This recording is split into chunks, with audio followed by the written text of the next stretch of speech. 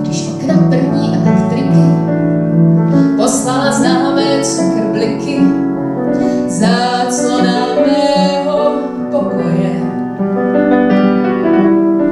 A úsvit přišel stisknout kliky, tak po klávesách harmoniky šly tóny dělat zdroje.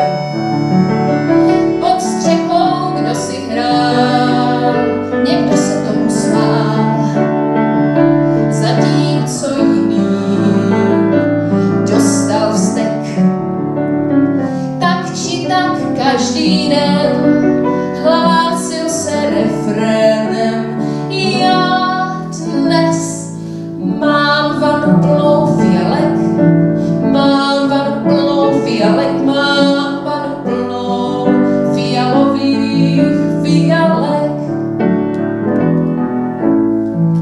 Tak chodilo to každé ráno a někdo říkal nevídáno, ať se ten chlápek pobaví.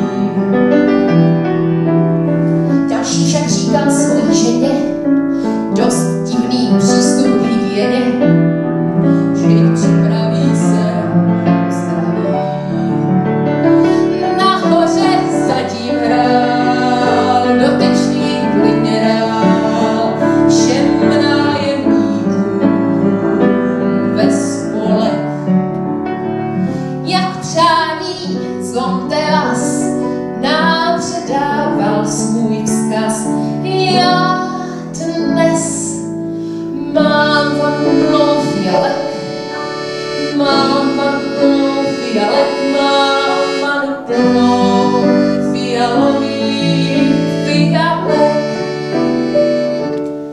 Postupně se všem zalíbilo, nic se písní zvlášť vyšlilo s harmonikou tahací. Začali říkat akordeon, já říkala alendelon tomu, kdo bydlel v oblacích, tomu, kdo bydlel v oblacích. Už se to stěží někdo doví, kdo tenkrát bydlel mezi krovy starého domu v Karlíně. Odešel prostě jednou k ránu z bytu, co nikdy neměl panu, a honěl nejvíc po mně. Tím, co nám tady hrál, nás vlastně obelhal, řekli si všichni ve spolek.